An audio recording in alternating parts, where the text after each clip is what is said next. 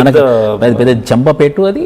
మనకే కాదు, ఏవైతే ఆఫ్రికన్ కంట్రీస్ ఉన్నాయో వాళ్ళు ఎవరైతే పే చేయలేని పరిస్థితి, ఇన్ఫ్లేషన్ స్కై రాకెట్ అవుతుంది, ట్రాన్స్పోర్టేషన్ ఛార్జెస్, లాజిస్టిక్స్ ఛార్జెస్ పెరుగుతాయి. కాబట్టి $2 మిలియన్ ఒక షిప్ కంటే చాలా చాలా కాస్ట్ పెరుగుతుంది. సో ఇవన్నీ దృశ్య ఒప్పుకోని పరిస్థితి. ఎందుకంటే ఇప్పుడు అమెరికా ఒప్పుకున్నా కూడా సరే స్ట్రేట్ ఆఫ్ హార్మూజ్ మేము లిఫ్ట్ చేస్తామండి, మాకు $2 మిలియన్ ప్రతి షిప్కి పే చేయండి అని అంటే ఓకే అని అందనుకోండి, వేరే కంట్రీస్ ఎందుకు ఒప్పుకుంటుంది? అంతే కదా. నువ్వు యుద్ధం చేసి నువ్వు పేమెంట్ చేయమనడానికి మేమెందుకు బలవ్వాలని చెప్పేసి వేరే కంట్రీస్ ఖచ్చితంగా కూడా ప్రశ్నించాల్సిన అవసరం ఎంతైనా ఉంది. అంటే మీరు I hope you saw this Minab 168 విమానం చూసారనుకుంటున్నాను. స్కూల్ మీద అక్కడ దాడి జరిగింది కదా, జరిగితే చిన్న పిల్లలు చిన్న పిల్లలు చనిపోయారు, టీచర్స్ చనిపోయారు. మొత్తం 160, అందుకే దానికి మినాబ్ అని 168 అని పేరు పెట్టారట. సో దాంట్లో ఫొటోస్ పెట్టి, పిల్లల ఫొటోస్, బ్యాగ్స్, వాళ్ళ షూస్ ఒక చైర్లో పెట్టేసి, సో అంటే ఇరాన్ ఒక కైండ్ ఆఫ్ సైకలాజికల్ వార్ఫేర్ చేయడంలో వాళ్ళు సక్సెస్ అయినట్లు కనపడుతుంది. స్ట్రాటజీ అంటే దీని ఒక్కదాని గురించి చెప్పడం లేదు. యుద్ధం జరిగే టైంలో కూడా ట్రంప్ని ఇంకా రెచ్చగొట్టడం కానీ, వాళ్ళు రెగ్యులర్గా ఇస్తున్న స్టేట్మెంట్స్ కానీ, వాళ్ళ కాన్ఫిడెన్స్ చూపిస్తున్నారు బయట. అండ్ యూనో వాళ్ళు వార్ ఇంపాక్ట్ని స్ప్రెడ్ చేయడం, లైక్ అరబ్ దేశాలకి స్ప్రెడ్ చేయడం కానీ, వరల్డ్ మొత్తం దానివల్ల సఫర్ అవడం, దాని నుంచి మళ్ళీ ట్రంప్ మీద ప్రెషర్ పెరగడం. సో ఈ సైకలాజికల్ వార్ఫేర్ అనేది ఇరాన్కి బాగా కలిసి కనపడుతుంది. How can we understand whose psychological warfare ఎలా ఉంది, ఎవరి సైకలాజికల్ వార్ఫేర్? మీరు మనం ఫస్ట్ నుంచి అనలైజ్ చేస్తే February last week, March first week అందరు ఇరాన్కి అగేన్స్ట్ ఉండే అన్ని దేశాలు, ఇండియాతో సహా. సో ఈవెన్చువల్గా ఏమైంది అని అంటే అందరికీ సింపతి, ఎంపతి, కంపాషన్ రావడం మొదలుపెట్టింది ఇరాన్ సైడ్. ఇరాన్ ఎందుకు ఇలా చేస్తుంది, ఎందుకు ప్రజల మీద ఎందుకు చంపుతున్నారు, గర్ల్స్ స్కూల్స్ మీద అటాక్ ఏం చేస్తున్నారు, చిన్నపిల్లల స్కూల్స్ మీద ఎందుకు అటాక్ చేస్తున్నారు అని చెప్పేసి అది ప్రాపర్గా చూపించింది ఇరాన్ కూడా. మేము మా యొక్క ఆర్మీ మధ్యలో యుద్ధం జరగట్లేదు, ఆర్మీ సివిలియన్స్ యుద్ధం జరుగుతుందని చెప్పేసి చాలా క్లియర్గా చూపెట్టి ఆ గల్ఫ్ కంట్రీస్లో కూడా ఒక సింపతి తీసుకొని వచ్చింది. సైకలాజికల్ వార్ఫేర్లో ఖచ్చితంగా గెలిచింది ఎవరు అని అంటే ఇరాన్ అని ఖచ్చితంగా చెప్పగలం మనం. రెండోది, ఇప్పుడు ఆర్టిల్లరీ అంటే భూమి మీద చేసేటటువంటి యుద్ధానికి కూడా రెడీ అయ్యారు. ఆ భూమి మీద చేసే యుద్ధానికి కూడా, గగనతలం భూమి మీద కూడా చేసేటటువంటి యుద్ధంలో కూడా ఇరాన్కే పెద్ద బెనిఫిట్ ఉంది. ఎందుకంటే ఆ జియోగ్రఫికల్ కావచ్చు, ఆ భౌగోళికంగా కావచ్చు, ఎక్కువ అడ్వాంటేజ్ ఇరాన్కే ఉంది. సో ఈ దృష్ట్యా యుఎస్ఏ కూడా మనం కూడా గెలిచే అవకాశాలు తక్కువ అవుతున్నాయి, వియత్నాం లాగా అవుతుందేమో, వియత్నాం మీద యుద్ధం చేసి నేను ఓడిపోయి వచ్చాను, ఇప్పుడు ఇరాన్ మీద యుద్ధం చేసి నేను ఓడిపోయి వస్తే చరిత్రలో ఉండిపోతాను, సో చర్చలకు రావడమే ఉత్తమం అని చెప్పేసి యుఎస్ఏ ఈ కోణం నుండి కూడా ఆలోచించి ఉండొచ్చు. అంటే ఇప్పుడు అమెరికా తనది కాని యుద్ధాన్ని నెత్తిన పెట్టుకొని చివరికి ఎటు కాకుండా మిగిలిపోయిందని చూడండి. వియత్నాం అనే వార్ సార్, అది తనది కాని యుద్ధం, అది తన నెత్తి మీద వేసుకుంది. ఇప్పుడు 100% తనది కాని యుద్ధాన్ని నెత్తి మీద వేసుకుంది. అదే అంటే అసలు అమెరికా ఏం ఎక్స్పెక్ట్ చేసి ఉండొచ్చు? వాళ్ళ ఆయిల్ని మేబీ వెనిజులాలో లాగా ఇక్కడ కూడా వీళ్ళ రెజ్యూమ్ను మార్చేసి వాళ్ళ ఆయిల్ని గ్రాప్ చేసినట్లే, వెనిజులాలో గ్రాప్ చేసినట్లు ఇక్కడ కూడా గ్రాప్ చేద్దాం. గతంలో ఇప్పుడు సిరియా లాంటి ప్రాంతాల్లో కూడా మనం చూసాం, ఇరాక్లో మనం చూసాం. సో అట్లా చేయాలనేది అమెరికా ప్లానా? డూ యూ థింక్ ఇంకేదన్నా? మెయిన్గా ఆయిల్ సరే మీరు అన్నట్టు ఇరాక్ ఒకటి, సుడాన్, సిరియా, ఈ కంట్రీస్లలో యుద్ధం ప్రకటించి అక్కడ ఉన్నటువంటి రిసోర్స్ అనేది తీసేసుకుంది. ముఖ్యంగా షా రెజీమ్, ఇరాన్లో ఇంతకుముందు ఉన్నటువంటి షా రెజీమ్ ఏదైతే ఒక పప్పెట్ లాగా, ఇప్పుడు పాకిస్తాన్ ఎలా ఉండేనో, ఇప్పుడు పాకిస్తాన్ పప్పెట్ లాగా ఎలా ఉన్నా, అప్పుడు షా రెజీమ్ పప్పెట్ లాగా ఉండేది. సో మళ్ళీ అలాంటి గవర్నమెంట్ తీసుకురావాలనేటువంటి ఉద్దేశం. అప్పుడు వైట్ రెవల్యూషన్ అది ఆరెంజ్ రెవల్యూషన్.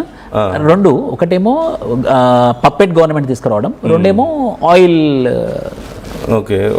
గ్రాప్ చేయడం అక్కడ నుంచి అనేది.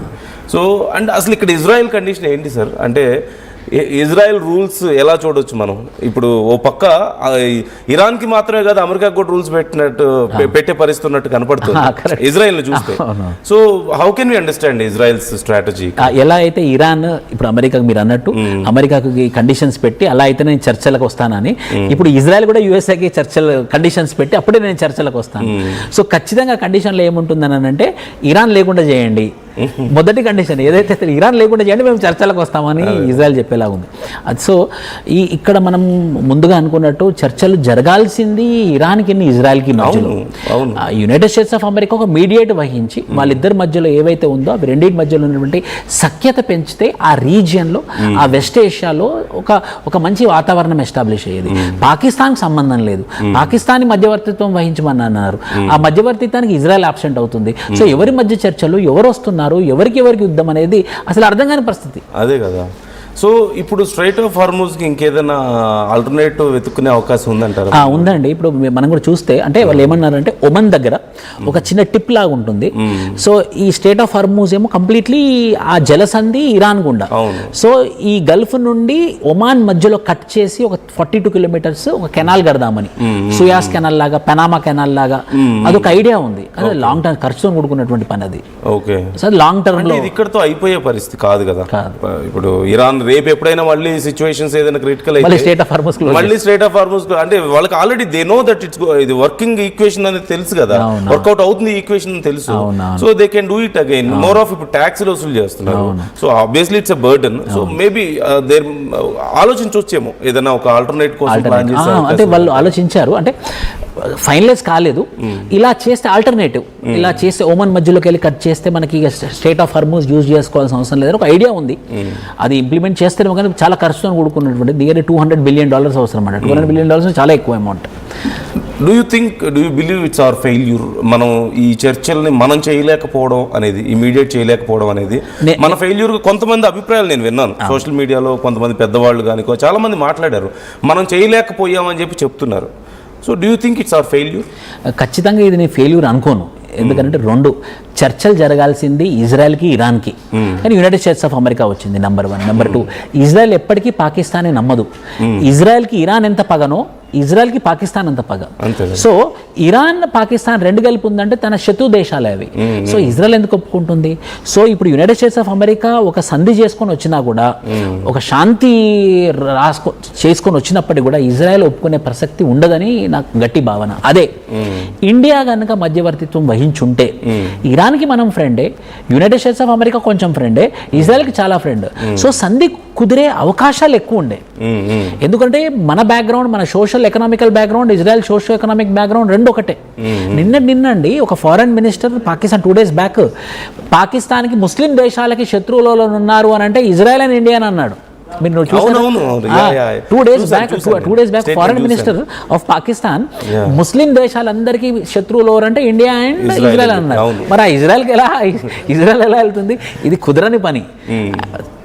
ఆ ట్రంప్ అనే అతనికి తెలివి ఉంటే ఇండియాని పిలిపించి కొంచెం మీరు సంధి కుదిరించండి అంటే ఇజ్రాయెల్ రన్నింగ్ చేసుకుంటూ వచ్చేది, ఇరాన్ రన్నింగ్ చేసుకుంటూ వచ్చేది, వాడు యుఎస్ఏ ట్రంప్ వచ్చేవాడు, ముగ్గురు కూర్చొని ఢిల్లీలో చేస్తుంటే ఇది ఒక ఫ్రూట్ఫుల్ అవుట్కమ్ వచ్చేది.